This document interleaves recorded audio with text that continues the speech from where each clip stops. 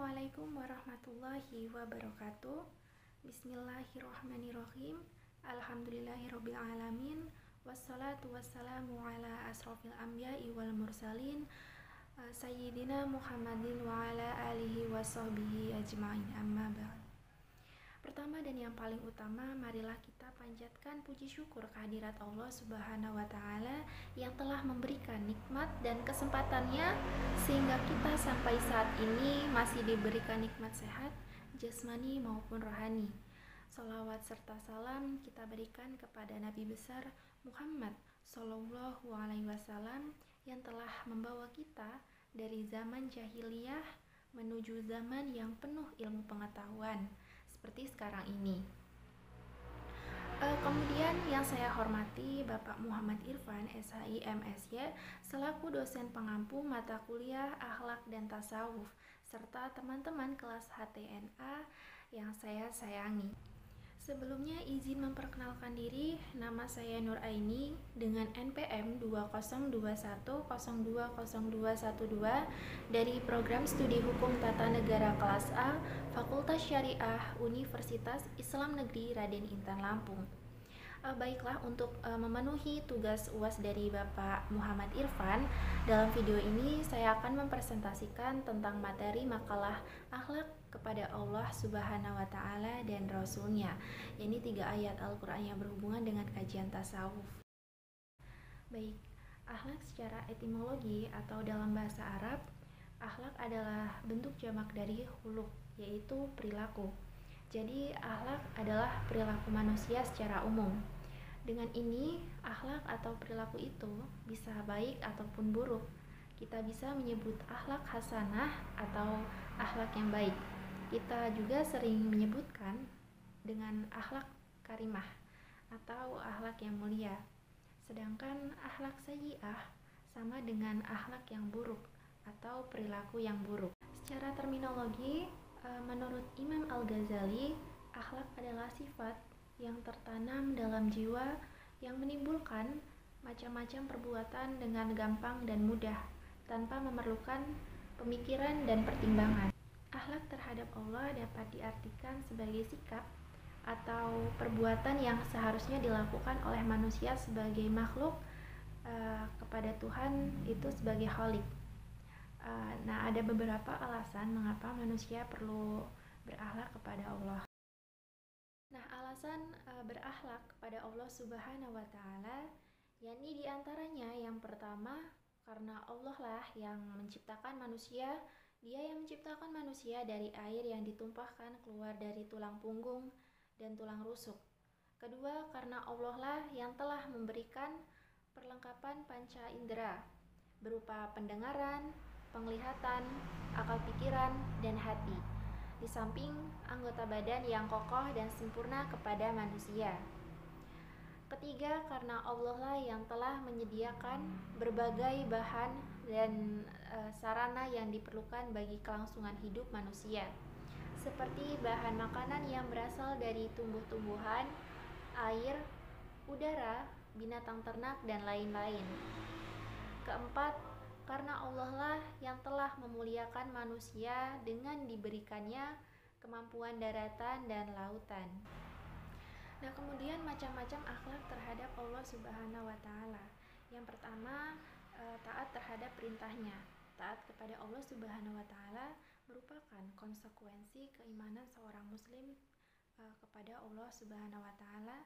Tanpa adanya ketaatan, maka ini merupakan salah satu indikasi tidak adanya keimanan.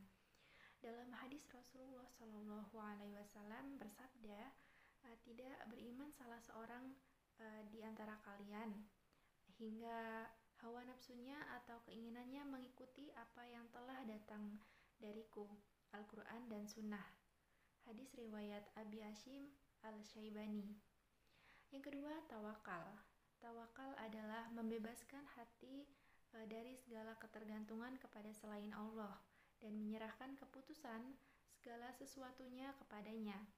Tawakal harus diawali dengan kerja keras dan usaha yang maksimal atau ikhtiar. Sikap tawakal memberikan ketenangan dan kepercayaan diri kepada seseorang untuk menghadapi masa depan dengan segala kemungkinan tanpa rasa takut dan cemas. Yang ketiga, memiliki rasa tanggung jawab atas amanah yang diemban kepadanya.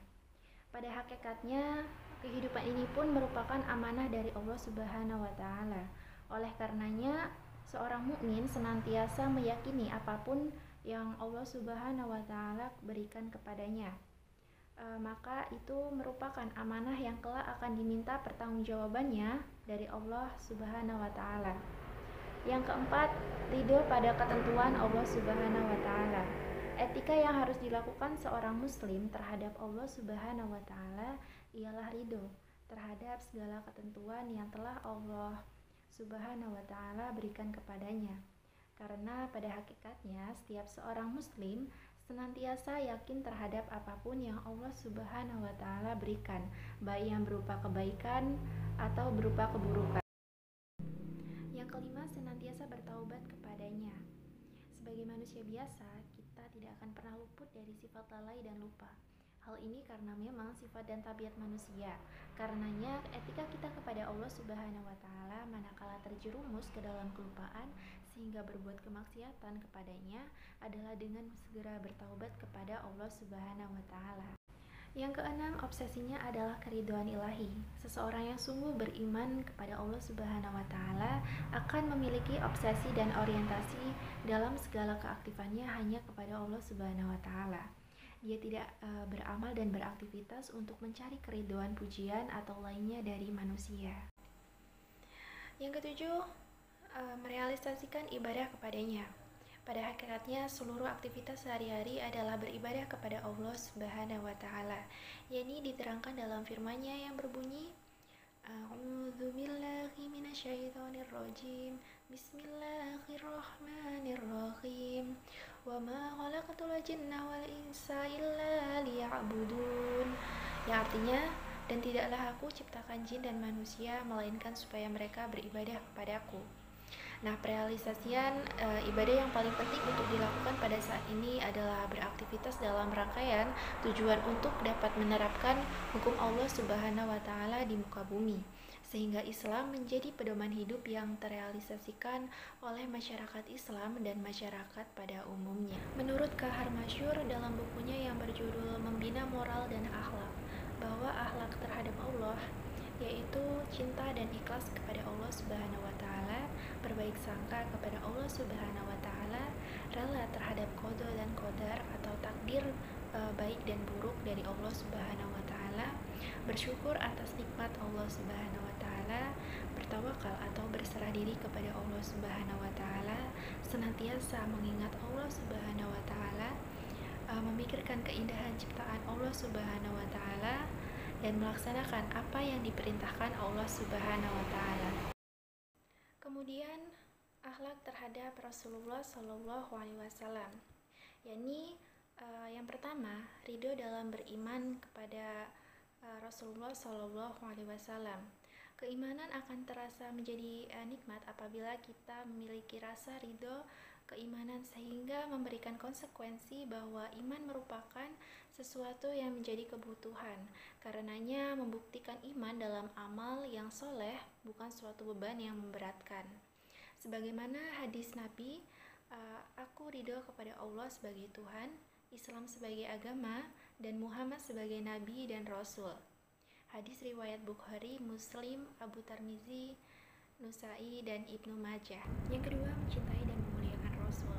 Keharusan yang harus kita tunjukkan dalam akhlak yang baik kepada Rasul adalah mencintai beliau setelah kecintaan kita kepada Allah Subhanahu wa taala. Nabi Muhammad bersabda, "Maka demi zat yang jiwaku di tangannya, tidaklah beriman seseorang dari kalian hingga aku lebih mencintainya daripada orang tuanya dan anaknya." Hadis riwayat Bukhari, Muslim, dan Nasai. Yang ketiga, mengikuti dan menaati Rasul. Mengikuti dan menaati Rasul merupakan sesuatu yang bersifat mutlak bagi orang-orang yang beriman. Karena itu, hal ini menjadi salah satu bagian penting dari akhlak kepada Rasul. Bahkan Allah Subhanahu wa taala akan menempatkan orang-orang yang menaati Allah dan Rasul ke dalam derajat yang tinggi dan mulia. Hal ini terdapat dalam firman Allah yang berbunyi, A'udzu billahi minasyaitonir rajim. Bismillahirrahmanirrahim. Qul in kuntum tuhibbunallaha fattabi'uni yuhibbukumullahu wa yaghfir lakum dzunubakum wallahu ghafurur rahim. Yang artinya, katakanlah Nabi Muhammad, jika kamu benar-benar mencintai Allah, ikutilah aku. Niscaya Allah akan mencintai kamu dan mengampuni dosa-dosamu. Allah Maha Pengampun lagi Maha Penyayang. Ayat ini terdapat dalam Quran Surah Ali Imran ayat 31. Yang keempat, mengucapkan sholawat dan salam kepada Rasul. Secara harfiah, sholawat berasal dari kata asyala yang berarti doa, istighfar, dan rahmah. Kalau Allah bersolawat kepada Nabi, itu berarti Allah memberi ampunan dan rahmat kepada Nabi. Inilah salah satu makna dari firman Allah Subhanahu wa Ta'ala dalam Al-Quran yang berbunyi, A'udzu billahi minasyaitonir rajim. Bismillahirrahmanirrahim.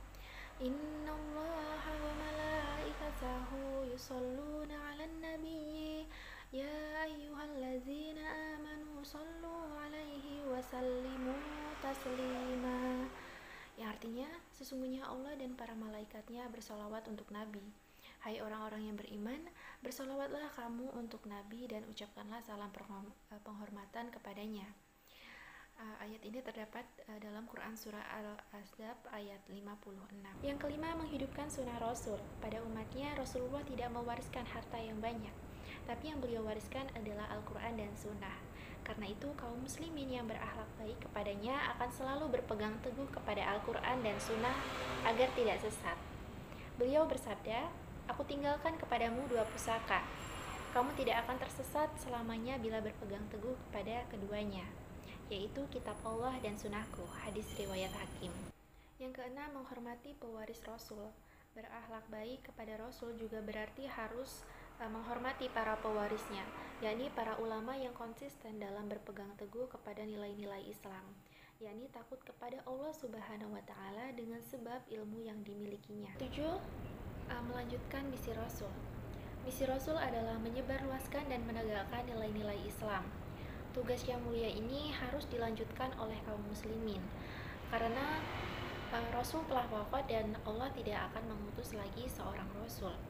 Meskipun demikian, menyampaikan nilai-nilai harus dengan kehati-hatian, agar kita tidak menyampaikan sesuatu yang sebenarnya tidak ada dari Rasulullah SAW.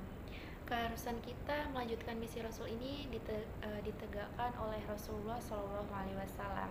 Baik, itu saja yang dapat saya sampaikan. Semoga bermanfaat. Saya akhiri. Wassalamualaikum warahmatullahi wabarakatuh.